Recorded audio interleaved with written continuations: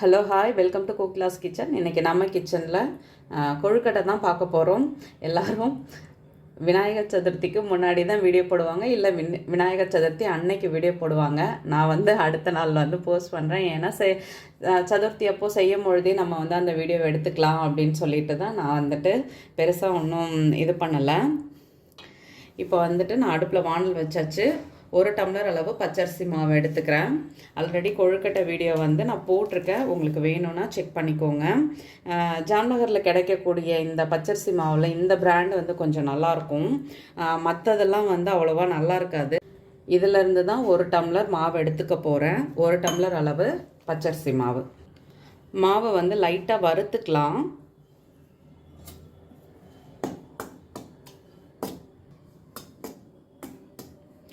ரொம்ப ஹையில் வச்சு வறுக்கக்கூடாது, வானல் தான் சூடாக இருக்கணும். மாவு லைட்டாக சூடு ஏறினா போதும்.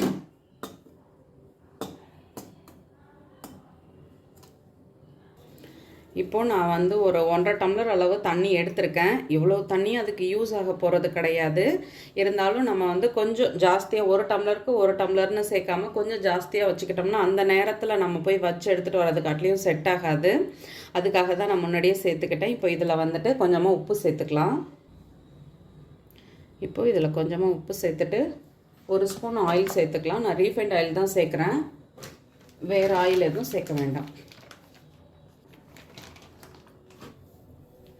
இப்போது இது கொஞ்சம் லைட்டாக சூடாகட்டும். தண்ணி இப்போது சூடாக ஆரம்பிச்சிடுச்சு. இந்தளவு போதும். இப்போது இந்த சுட வச்ச தண்ணியை கொஞ்சம் கொஞ்சமாக சேர்த்து கிளறிக்கலாம்.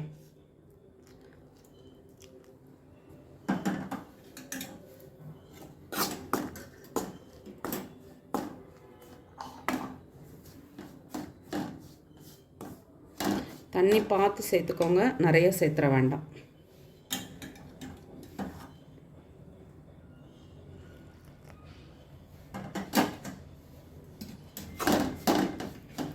கை இப்போ வைக்க வேண்டாம், ரொம்ப சூடாக இருக்கும். லைட்டாக ஃபேனில் ஆற வச்சுட்டு கையை வச்சு நம்ம மாவை நல்லா பிசைஞ்சிக்கலாம். அப்போ தான் உங்களுக்கு தண்ணியோட அளவு தெரியும். இது தெரியாத நம்ம மாட்டும் ஊற்றினோம்னா அதுக்கப்புறம் மாவு ரொம்ப இலகலாக போயிடும். இப்போது இதை ஃபேனில் ஆறுனதுக்கப்புறம் நான் ஃபுல்லாக ஆறக்கூடாது, ஓரளவுக்கு சூடு பொறுக்கிற அளவுக்கு ஆறுனதுக்கப்புறம் மாவை நல்லா பிசைஞ்சு எடுத்துகிட்டு வந்துடலாம். மாவு இப்போது இங்கே பாருங்கள், கொழுக்கட்டைக்கு ஏற்ற மாதிரி மாவு நல்லா பிசைஞ்சிட்டேன். இப்போ மூடி போட்டு இதை வச்சிடலாம். இப்போது கொழுக்கட்டைக்கு நம்ம பூரணம் ரெடி பண்ணிக்கலாம். பூரணத்துக்கு நான் வேர்க்கடலையை இதை மாதிரி வறுத்துட்டு தோலெல்லாம் எடுத்து வச்சுருக்கேன். இப்போ கொஞ்சம் வெல்லத்தை கரைச்சி எடுத்துக்கலாம். கொஞ்சமாக தான் செய்கிறேன், அதனால் கொஞ்சம் தண்ணி தான் சேர்த்துருக்கேன்.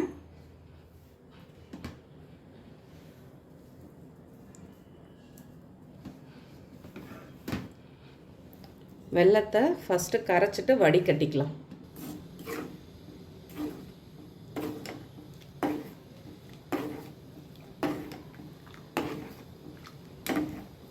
வெல்லம் இப்போ கரைஞ்சிடுச்சு, வடிகட்டிக்கலாம்.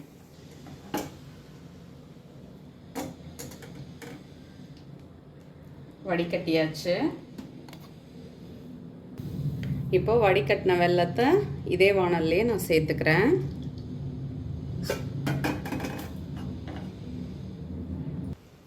இப்போ வறுத்த வேர்க்கடலையை மிக்சியில் 1 பாதியமாக தான் அரைக்க போகிறேன். இது கூட கொப்பரை தேங்காய் இருக்கு இல்லையா, அதுதான் சேர்த்துக்க போகிறேன்.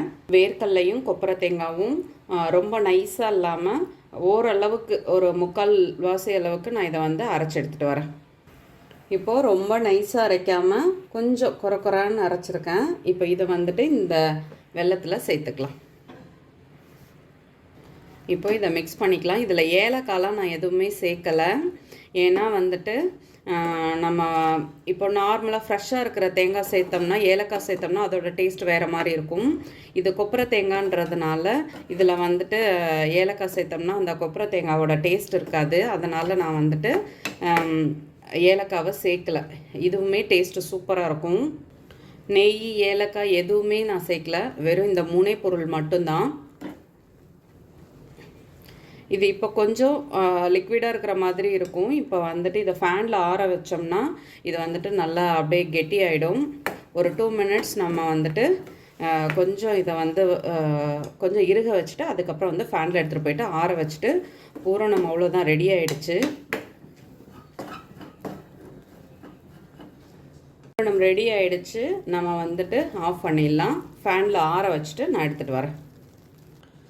ரொம்ப நாளாக பூரி ப்ரெஸ் வச்சுருக்கேன் எங்கே வச்சுருக்கேன்னு தெரியலன்னு சொல்லிக்கிட்டே இருந்தேன். இன்றைக்கி இதை தேடி எடுக்க வேண்டிய சூழ்நிலை வந்துடுச்சு. ஏன்னா 2 ரீசன். ஒன்று வந்து போய் இலை பறிச்சுட்டு வர முடியாது.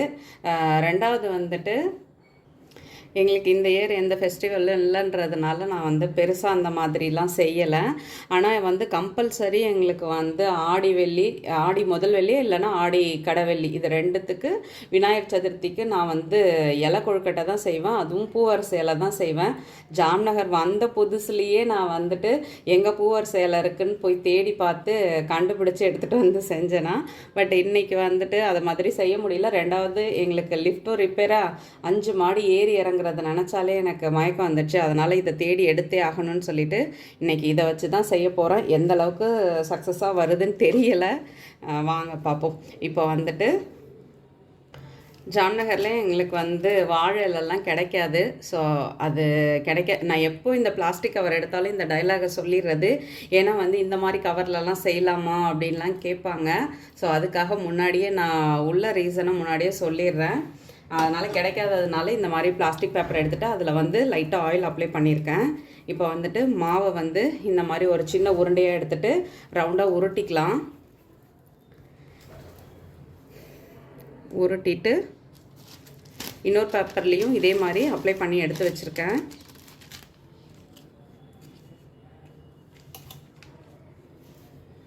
ஸோ இதை வந்து ப்ரெஸ் பண்ணிக்கலாம்.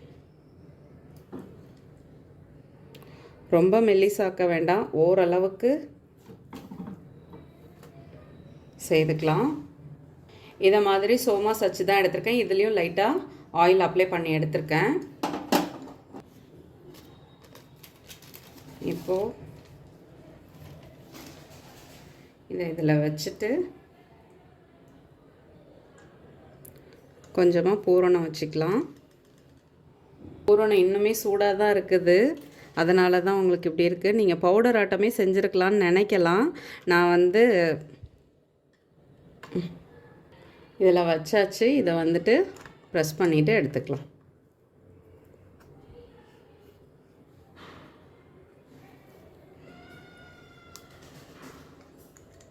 இப்போது இதே மாதிரி எல்லாத்தையுமே நான் செஞ்சு எடுத்துகிட்டு வரேன். இப்போது அடுப்பில் இட்லி பாத்திரத்தில் வச்சு இதை வேக வச்சு எடுத்துக்கோங்க. இந்த பிளேட்குள்ளே இவ்வளோ தான் வந்துச்சு. இன்னும் ஒரு 3 வரும். அந்தளவுக்கு தான் பேலன்ஸ் இருக்குது. இப்போ வந்துட்டு நம்ம இதை வேக வச்சு எடுத்துக்கலாம். இப்போ இதெல்லாம் வந்து வீரல் விடாத வரணும். என்னோடய கவலையெல்லாம் அதில் தான் இருக்குது. சரி பார்ப்போம் எப்படி வருதுன்னு சொல்லிட்டு. வந்தாலும் வரலனாலும் இன்றைக்கி இந்த கொழுக்கட்டை தான் வச்சு சாமிக்கு படைச்சாகணும். மினிட்ஸ் ஆகிடுச்சு. ஓப்பன் பண்ணி பார்க்கலாம் எப்படி வந்திருக்குன்னு. பரவாயில்ல, ஓரளவுக்கு வீரல் விடாமல் ஓரளவுக்கு நல்லாவே வந்திருக்குது. பரவாயில்ல, ஓகே தான். ஆனால் இங்கே கிடைக்கிற மாவு வந்து இப்படி கொஞ்சம் ரஃப்பாக தான் இருக்கும். நம்ம வீட்டில் அரைக்கிற மாவு மாதிரி சாஃப்டாலாம் இருக்காது. நம்ம ஊரில் அரைக்கிற மாதிரி இங்கே மிஷின்லேயும் கொண்டு அரைக்கவும் முடியாது. அது வந்து இதை விட மோசமாக இருக்கும். இந்த அளவுக்கு கூட ஃபைனாக இருக்காது. அதனால தான் நான் வந்துட்டு இங்கே வந்து மிஷினில் அரைக்கிறதே கிடையாது. ஒன்று ஊர்லேருந்து செஞ்சு எடுத்துகிட்டு வந்துடுவேன். அப்படி இல்லைன்னா மாவு வந்து அரைச்சி செஞ்சுப்பேன். இன்றைக்கி வந்து சரி இப்படியே செஞ்சுக்கலான்னு சொல்லிட்டு விட்டால் ஓரளவு நல்லாவே வந்துடுச்சு. இப்போ நம்ம பிளேட்டில் மாற்றிட்டு பார்க்கலாம். சுட சுட சூப்பராக நம்மளோட கொழுக்கட்டை ரெடி ஆகிடுச்சு. நீங்களும் வீட்டில் ட்ரை பண்ணி பாருங்கள். கண்டிப்பாக உங்களுக்கு பிடிக்கும். வீடியோ பிடிச்சா லைக் பண்ணுங்கள். என்னோடய வீடியோ உங்களுக்கு யூஸ்ஃபுல்லாக இருந்தால் சப்ஸ்கிரைப் பண்ணிக்கோங்க. மறக்காமல் செஞ்சு பார்த்துட்டு உங்கள் கமெண்ட் சொல்லுங்கள். தேங்க்யூ. கொஞ்சம் பேலன்ஸ் மாவு இருந்தது. வழக்கமாக நம்ம செய்வோம் இல்லையா? இப்போ பாருங்கள் எவ்வளோ டைட் ஆகிடுச்சுன்னு சொல்லிட்டு பூரணம். இப்போ உள்ளே வச்சுட்டு நம்ம வழக்கமாக செய்கிற மாதிரி இந்த கூம்பு மாதிரி செய்வோம் இல்லையா, அந்த மாதிரி செஞ்சுட்டேன். பேலன்ஸ் இருந்த மாவு எல்லாத்தையும்